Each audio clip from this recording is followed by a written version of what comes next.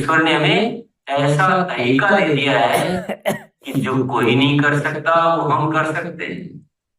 हम उस देश की हर समस्या को दूर करने का अनुष्ठान कर सकते हैं। तो जब इतनी शक्ति आ गई है तो हमें स्वार्थी बनकर क्यों जीना, हमें उन छोटी इच्छाओं में, उन छोटी बातों में अपने आप को क्यों डुबोना।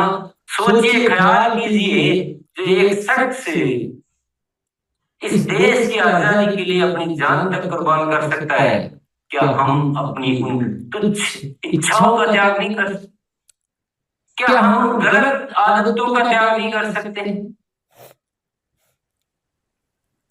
हमें जागना होगा, हमें अलग नजरिए से देखना होगा इस जिंदगी को, हमें इस आरसियों को अलग नजरिए से देखना होगा।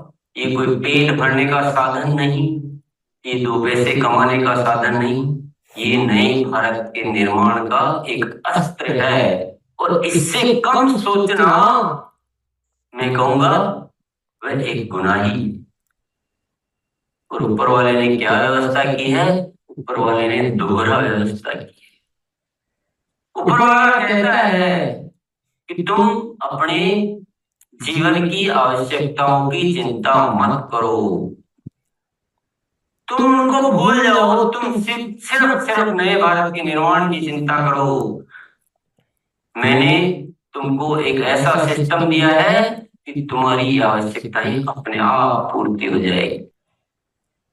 सिर्फ और सिर्फ पूरा आसिम परिवार एक शक्ति के रूप में नजर आना चाहिए। पूरा आसिम परिवार इस देश के कल्याण के लिए जुड़ जाना चाहिए। अपनी तुच्छ इच्छाओं को छोड़कर आज एक मजबूत संकल्प ये मन में लेना है कि हम सिर्फ जिएंगे, देश के लिए जिएंगे।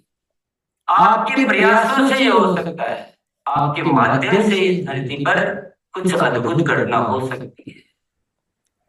तो आपको वो सारे मसल बिल्डिंग और भाव करने पड़ेंगे। आपका आचरण, आपका व्यवहार, आपकी सोच, आपके प्लानिंग सब एक अलग होगी। आपके अंदर भाव अलग होंगे, आपके आवाज में बात अलग होगी। और आप न तो आप कभी आलस आएगा, न कभी आपको लापरवाही आएगी, न कभी आपको अनुशासनहीनता आएगी, न कभी आपकी जुबान से ये निकलेगा कि मेरे से ये नहीं हो पाया, मैं ये नहीं कर सकता, मैं बोल नहीं सकता। ये सब कुछ खत्म हो जाएगा। और ऐसा खूबसूरत सिस्टम हमें मिला है कि हमारी तुच्छ इच्छाएं तो यूं ही पूरी हो जाती है। उसके लिए तो कुछ सोचने की जरूरत भी नहीं रहती, लेकिन हम क्यों उनको नहीं छोड़ पाते?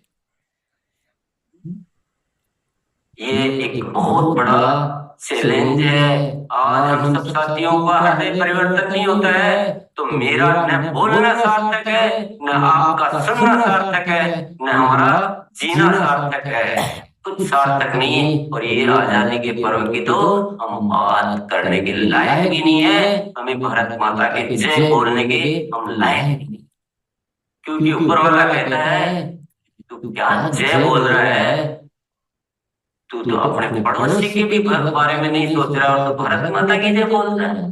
थोड़ा अंदर तो झांक के देख गिरा कर। ऐसी झूठी जय बोलने से कुछ नहीं होता है। रग रग में भारत माता होनी चाहिए, रग रग में। तो आज ये छोटा मोटा नहीं होना चाहिए, इतना बड़ा पूरी जागृति पैदा करो आरसीएम परिवार में। चेताओ, पहले ये ठीक करो ना।